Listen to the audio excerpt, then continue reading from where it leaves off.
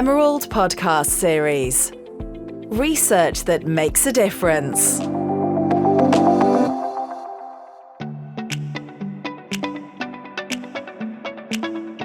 Welcome to the Emerald podcast series. In this episode, I am joined by Dr. Aditya Simha, author of Leadership Insights for Wizards and Witches, which is part of the Exploring Effective Leadership Practice through Popular Culture book series. Aditya Simha is an Associate Professor of Management at the University of Wisconsin-Whitewater. He obtained his PhD in Business Administration at Washington State University, a Master's degree in Electrical and Computer Engineering from the University of Nevada, Las Vegas. His research is primarily in business and healthcare ethics as well as organizational behavior. Hi Addy, thanks for joining me today. Hi Fiona, thanks for having me on the podcast. My absolute pleasure. So obviously my first question is going to be, where did the idea of using characters from the wizarding world come from? What was your inspiration there? Well, I've always been a huge Harry Potter fan. I've read every single book in the series multiple times.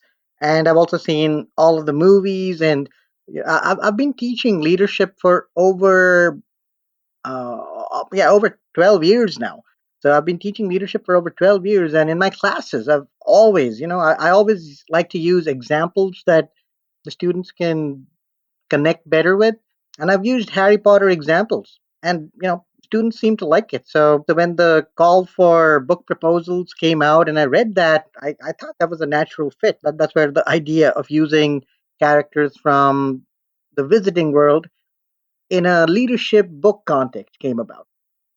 That's great. So as you say, that makes it really relatable for your students. You can use those examples that they will be familiar with from the books or the movies. As you say, there's quite a wealth of material out there within the wizarding world. Does that help people understand the concepts better, especially if you're teaching rather than for the reader? How does that work? Yeah, definitely. I mean, using concepts that are relatable, I think that there's nothing better than that to help someone understand and grasp like a topic which might be a little complex. For instance, something like charismatic leadership. It's hard for people to understand that charismatic leadership can go both ways. You can have very negative consequences and you can have very positive consequences. And from the Harry Potter series, you've got examples of both. You've got individuals like Dumbledore, who is very charismatic and a force for good, and then you have other individuals who are very destructive. I mean, both the Dark Lords, Voldemort and Grindelwald, they were both very charismatic, but their charisma took a very different turn, a very negative turn. So, examples like that, I think they help students, and I mean, they don't have to be students, anyone. They can help anyone understand and grasp technical and complex concepts. They can help them understand them better. That's a really good point, because the book isn't obviously just aimed for students. It's sort of aimed at everyone, really. I've read it. It's very accessible. It's very straightforward as well. So it's for people who are managers or people who want to be managers as well, isn't it? It's for them to sort of they can relate something that happens to them in their Oh, workplace or definitely. organization and be like, okay, because we probably have a group of people maybe coming up to management of certain ages that might have grown up with these books and these movies. Yes. So that's really good. I love how accessible it is. And even if someone's doing sort of a postgrad in sort of management and leadership areas, I think it's a really, really useful title for them as well. Yeah, thank you. So how did you go about your research? Was it tough, revisiting the books and rewatching the movies all the time? Was that hard? Oh, this was frankly the most fun I ever had doing a project because I got to reread all the books again, and it like without that guilty feeling, like, oh, I'm not doing my work. Hey, I am doing my work here because I'm reading the material that I'm going to use in this book. So I don't think the research was. I mean, I wouldn't say it was tough because I really enjoyed doing it. It was. I mean, I did have to reread it, but like you said, it. I mean, if you enjoy doing something, then it's really not tough. It's very different from when I do research papers, for instance. That can be tough because then Hmm. you're sometimes investigating stuff which you don't necessarily know a whole lot about.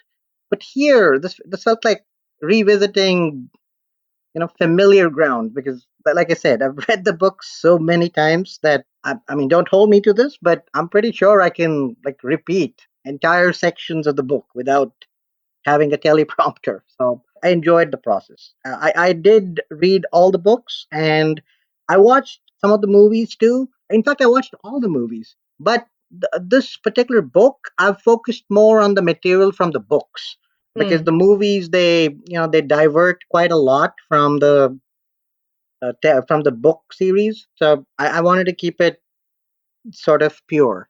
That makes a lot of sense because you can maybe have slightly different character arcs from a book and a movie. And if you're trying to illustrate your point, you need to use the best material there. So I imagine like, the books were the main source, but obviously there is a lot of the movies are involved, and you do get more character understanding from some of the movies as they focus a bit more on some, certain characters than the books do. Hmm? But that's really interesting. I just hope can you still enjoy them, the books and the movies now, without thinking about, oh, this is an example of charismatic leadership or this is teamwork. Can you still enjoy them? Oh, yes, of course. So personally, I enjoy it. I mean, even if I can connect it with a particular leadership concept or a theory, I still enjoy it. And in fact, it makes it, you know, doubly enjoyable for me when I can connect it back with something that I teach or research on. But I think the point about, let's say someone reads my book and then he or she goes back and watches a movie or reads the one of the Harry Potter books.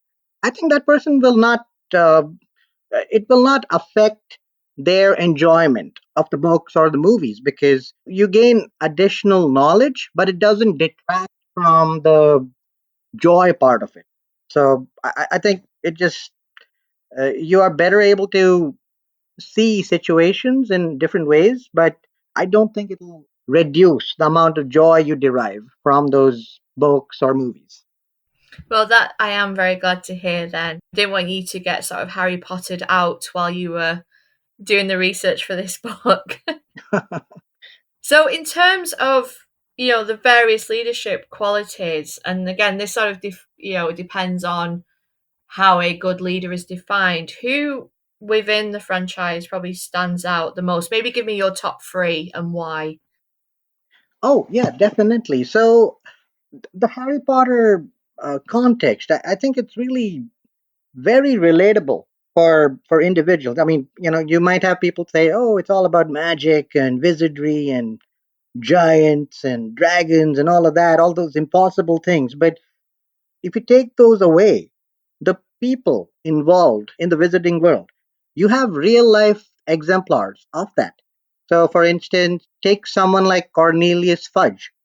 So when we, first get introduced to him, he sounds like a benevolent, like a almost like an uncle of sorts, like a nice, friendly uncle. But then as the series progresses, he becomes increasingly paranoid.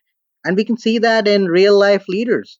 Someone gets elected on a particular premise, and then Mm. over time, slowly their love for the power, their love for the chair, be it prime minister, president, whatever, that takes over them, and then they start doing negative things.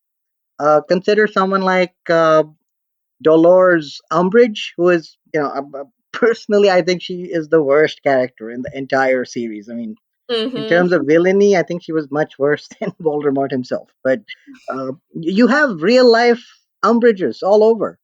People that uh, are prejudiced and they discriminate against other people who are different from them or things like that. So I think in terms of leadership qualities, you can pick out different leadership qualities from different characters. You can pick out the good leadership qualities from individuals like, I mean, Harry himself, Hermione, Professor McGonagall, Neville, and then you can pick out the negative qualities also. Because leadership, you can have both positive and negative qualities. The negative qualities, all the Death Eaters, like all of them, Malfoy and Crabbe, Goyle, all of them, Voldemort himself, and then of course I should not forget to mention Gilderoy Lockhart. You have a lot of incompetent people out there who Mm. somehow have taken on positions of power, be it in an organization or be it in a country or a state or whatever context you can think of. So in terms of leadership qualities, pick a leadership quality and you will find an individual from the visiting world that will exemplify that. So yeah, it's hard to pick one particular individual, but like leadership growth, for instance, if I think about that, Yeah. the person that best exemplifies that is Neville Longbottom. So Hmm. when we first get introduced to him, he's very I mean, you wonder why is he in the Gryffindor house because he's so scared and but then over time he develops and he flourishes into a very fine leader. So I think that Neville, he really exemplifies what I believe is the biggest principle in leadership. Leadership is something that you can hone, that you can improve, and you can become a better leader by understanding more about what exactly goes into leadership. That's a really great example, actually, because you're right. He does start off. You wouldn't think, oh, Neville's going to be, a great leader. I mean, he might be a bit of a reluctant leader, Hmm.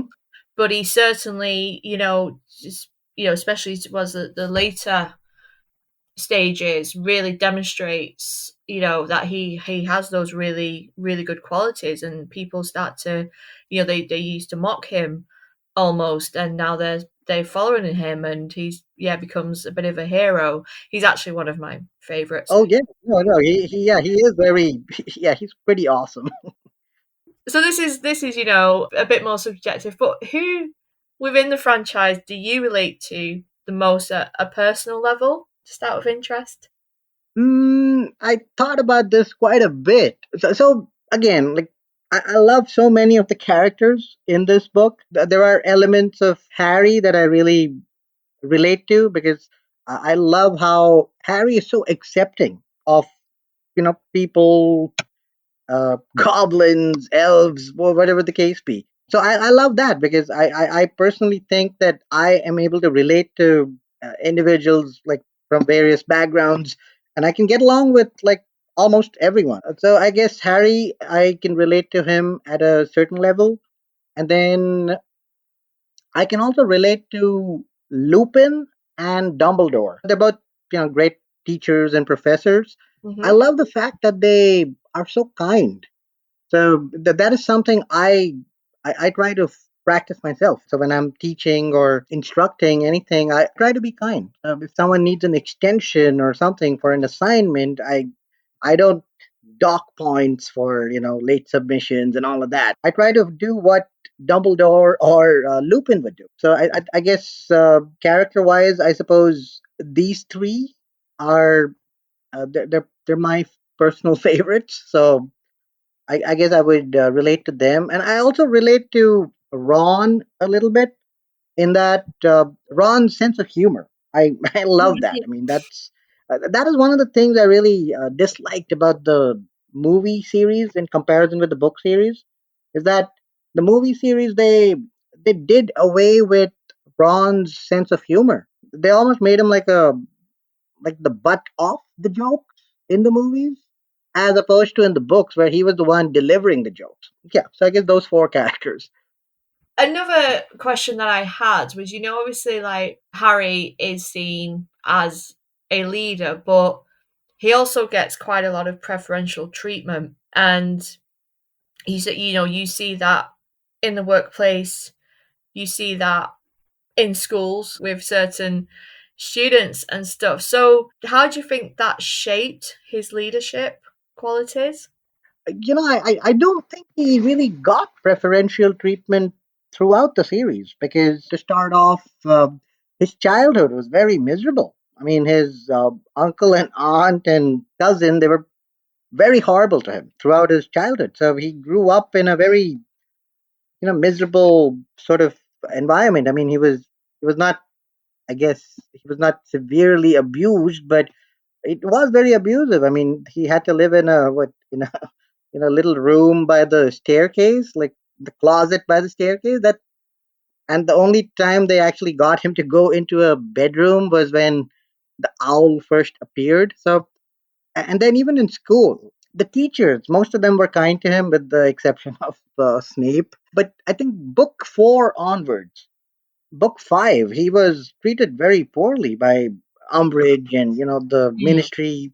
They kept publishing all those hit pieces against him. So I don't know if it was completely preferential towards Harry, because I think he got to experience a bit of both.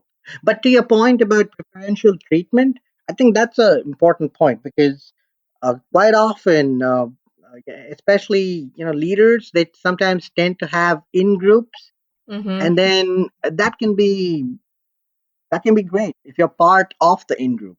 But if you're part of the out group, then that's not such a great thing because then you lose out on preferential treatment. So, You made a good point, and that sort of harks back to what you said about Harry's very accepting, which could be a surprise because I was just sort of more thinking when he is at Hogwarts, especially maybe his relationship with Dumbledore hmm and the sort of the good professors, the kind professors that we like, hmm McGonagall and Lupin, that he probably does maybe get away with things. But yes, obviously regarding how he had to live under the stairs, it's surprising that he is maybe as pleasant as he is with everyone. So no, that's a good counter there. I really appreciate that.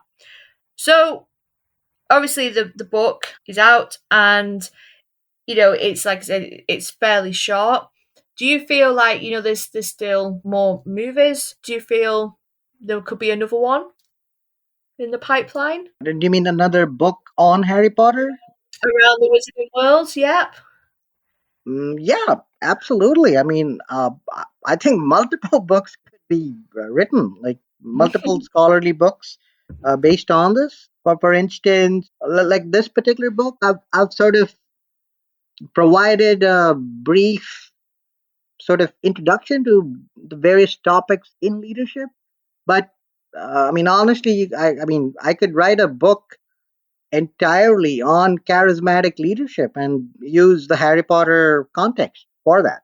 Or I could write a book on servant leadership, and again, so it's a deeper dive into selected leadership topics. That is very possible. So yeah, I think multiple books could be written. That's a fair point, actually. And then just obviously, there's a couple of sort of chapters I wanted to highlight, and you tell me like a little bit more about them. So I want to talk about chapter three a bit more about the cognitive and emotional intelligence, hmm and how do you use an examples for that? Emotional intelligence. I think there are several characters. Harry himself, in the beginning, he wasn't actually very emotionally intelligent. Like if you remember, around so in the Order of the Phoenix, that particular book, at the beginning, Harry's all angry and he's lashing out, and he's not very emotionally intelligent at that particular point. But then he grows to improve his sense of emotional intelligence. But I think one of the people that is really very good in emotional intelligence is Hermione Granger, and Mm. it's quite brilliant actually because she is gifted in cognitive intelligence and she's also gifted in emotional intelligence, which is why, I mean, It's rare. if speculation is to be believed, I think she will become the Minister of Magic at some point, which Mm. is perfect. I mean, it's sort of like the best possible combination. If you contrast it with Cornelius Fudge, for instance, I mean, the guy, he had some cognitive intelligence, but his emotional intelligence just got destroyed after he, became so paranoid. So, yeah, I think Hermione Granger is definitely someone who exemplifies both forms of intelligence, cognitive and emotional. Yeah, I think you've really hit the nail on the head there. No, I agree there. So, you have an epilogue. To wrap this up, basically, it's, there is so many examples. And I think it's important to remember just because it's set within a magical and fantasy world, so many of the examples that you use with the characters are actually so relatable. As you said, everyone has had a Dolores Umbridge in their life at some point, whether Oh, that yes. be when you were at school or, even in the workplace. I just wanted to highlight that, yes, there is magic, there is wizards, there is witches, there is flying brooms. But overall, what we see is these really, as you say, really good examples of, you know, these themes such as charismatic leadership, the good and the bad, ethical leadership, power, persuasion, servant leadership as well. And I just think it's really important how well that has been captured and how useful this book could be, because the way it is set out as well is you don't sort of, like, from my reading of it, I didn't have to read it sort of like start to finish. I felt you could jump into the individual chapters. Okay. If that was something maybe you were wanting to look at authentic leadership, you could just jump into that chapter. That's a really good way to write. Oh, yeah, thanks.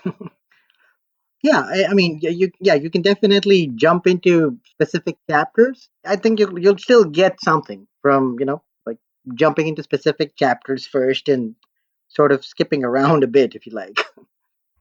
Yeah, no, that's what I just really, really liked about it. Obviously, not just its topic, but how you could just, pick and choose which sort of chapter you wanted to read, because there isn't many books that you can actually do that with. And you certainly can't do it with the Harry Potter books. You do need to read them start to finish. So that was all the questions I had. I really appreciate your time today. Oh, I'm absolutely. really happy to see the book. Have you anything else that you wanted to add?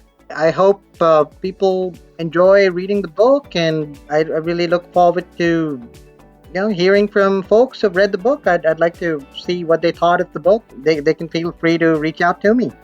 Thank you, Annie. Thanks so much for joining me today. I really appreciate it. Yeah, thank you, Fiona.